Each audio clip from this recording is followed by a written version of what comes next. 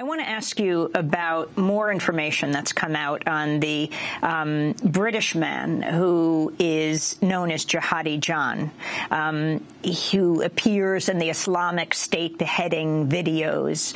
Mohammed Emwazi has been identified as that man by British security. They say he's a 26-year-old born in Kuwait who moved to the UK as a child and studied computer science at the University of Westminster. The British group Cage said he faced at least 4 years of harassment, detention, deportations, threats, and attempts to recruit him by British security agencies, which prevented him from leading a normal life.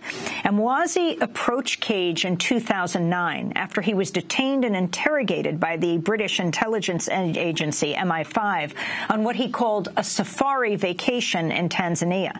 In 2010, after Emwazi was barred from returning to Kuwait, he wrote, quote, "I had a job waiting for me and marriage to get started, but now I feel like a prisoner, only not in a cage, in London."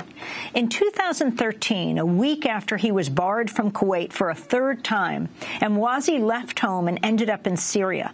At a news conference, Cage research director Asim Qureshi spoke about his recollections of Emwazi and compared his case to another British man, Michael Adebolojo, who hacked a soldier to death in London in 2013.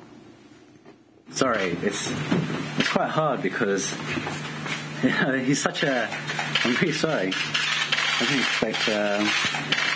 He was such a beautiful young man. Really, it's hard to imagine the trajectory, but it's not a trajectory that's unfamiliar for us. We've seen Michael Adebolojo, once again somebody that I met, who came to me for help, looking to change the situation in the system.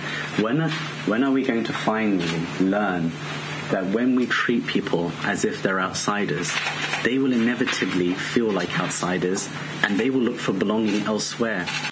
That's Cage research director Asim Qureshi. Your response to this, Noam Chomsky?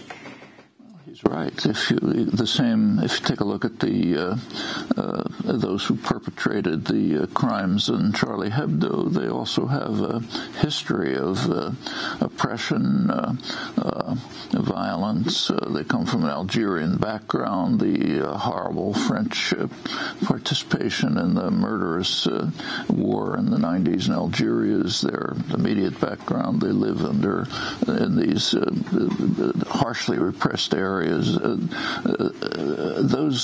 there's much more than that. So you mentioned that information's coming out about so-called Jihadi John. You read the British press, other information is coming out, which we don't pay much attention to. For example, The Guardian had an article a couple of weeks ago about a Yemeni boy, I think it was about 14 or so, who was murdered in a drone strike. And shortly before, they had interviewed him about his history. His parents and family went through them, were murdered in drone strikes. He watched them burned to death. We get upset about beheadings. They get upset about seeing their father burned to death in a drone strike. He said they live in a situation of constant terror, not knowing when the person 10 feet away from you is suddenly going to be blown away. That's their lives. People like those who live in the slums of around Paris, or in this case, a relatively privileged man under pretty harsh repression in England. They also know about that. We may choose not to know about it, but they know.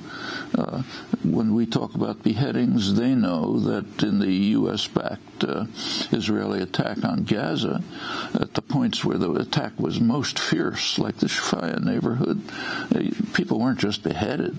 Their bodies were torn to shreds. People came later trying to put the pieces of the bodies together to find out who they were. These things happen too, and they have an impact. All of this has an impact, along with what was just described. And if we seriously want to deal with the question, we can't ignore that. That's part of the background of people who are reacting this way.